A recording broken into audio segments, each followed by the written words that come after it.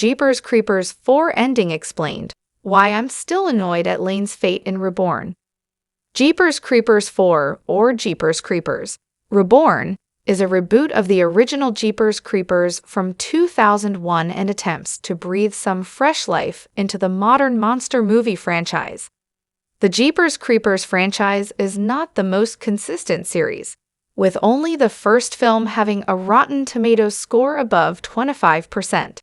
Even that first film is more novel and schlocky than it is good, but there are some things to like about the films, including the darkly comic tone, the gory kills, and the unique, titular creeper at the center of the film. In 2022, Jeepers Creepers 4 was released as Jeepers Creepers Reborn, serving as a reboot of the franchise, with a much different story than that Justin Long/Gina Phillips-led original. This time around, the Creeper has lost his signature truck, with the vehicle only appearing in an opening which turns out to be some kind of supernatural mystery show. The real story involved sweethearts Laine, Sidney Craven, and Chase Imran Adams, who go to a horror festival in Louisiana. Chase's interest in the Creeper legend becomes all too real when the attendees are targeted by the hungry monster. What happens at the end of Jeepers Creepers 4? At the end of Jeepers Creepers 4, Chase, Laine, their tour guide Stu, Pete Brook, and a camera crew are now all too aware that the Creeper is in fact a real monster. Its sway the violence at the festival has led him to the haunted house where the surviving group flee. After capturing Laine, the Creeper begins to slice open her abdomen, a doubly horrifying moment because we learned earlier that Laine is pregnant. A gunshot from Stu distracts the Creeper momentarily as he goes off to hunt the rest of the group, giving Laine a chance to escape. Stu, Chase, and the other realize that the legends of the Creeper are true, and Madam Carnage, Jody McMullen, the organizer of the event, worships the Creeper and attracts people to her festival to feed the monster. What she really wants, however, is Laine's child, which she will use to ensure the Creeper becomes immortal. After killing everyone besides Stu, Laine, and Chase, the Creeper advances on Chase.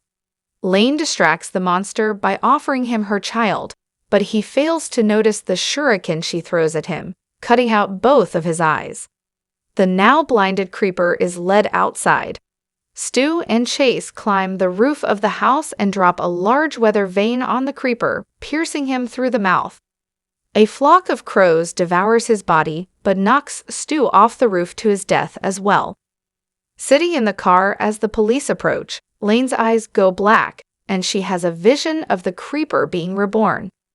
The Creeper is rarely down for long in these movies, and Jeepers Creepers 4 suggests that Laine is not even close to being done with the monster. Laine has a special, mysterious connection with the Creeper. Throughout Jeepers Creepers 4, Laine is shown to have some kind of psychic connection with the Creeper. When she and Chase are on their way to the horror festival, they stop in a small roadside gift shop. She has an odd vision after touching the shop owner. Later at the festival, Laine picks up a shuriken to be used in a carnival game.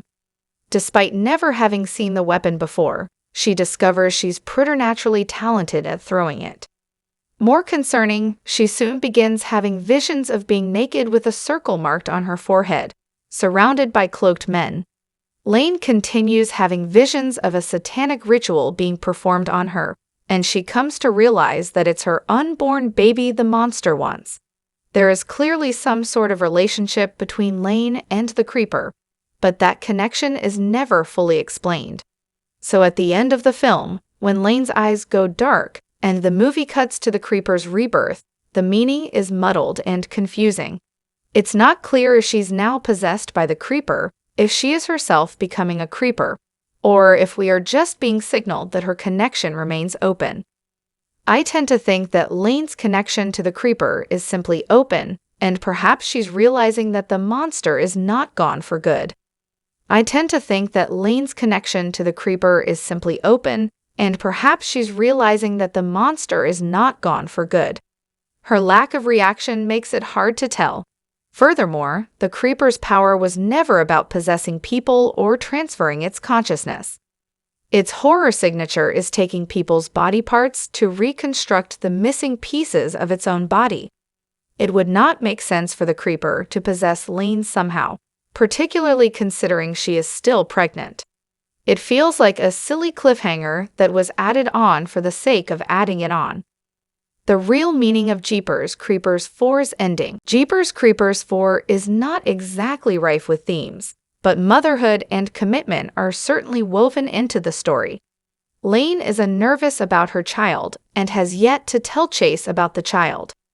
Chase, for his part, is preparing to propose to her, so it's likely he would be immensely supportive of her having the child.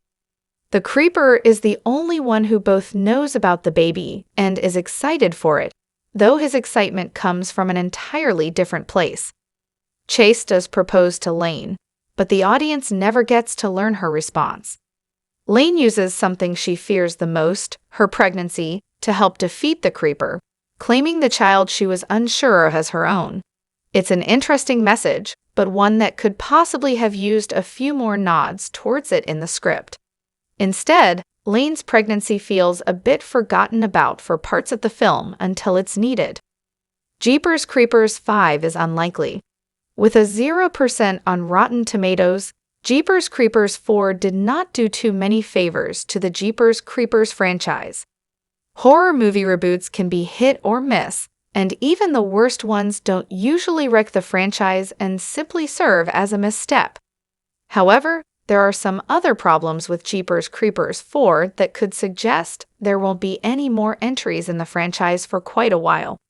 At the moment, there are no plans for Jeepers Creepers 5. Any and all talks about a fifth film will have to wait until the lawsuit is settled.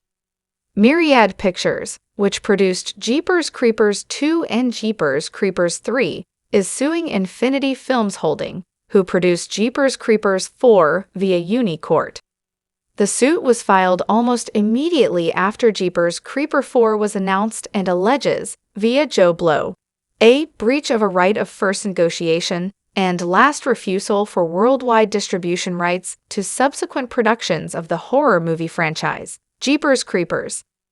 Cross-defendant Myriad Pictures, Inc., cross-defendant or plaintiff, alleges in the complaint having a contractual right of first negotiation and last refusal for worldwide distribution rights to subsequent productions.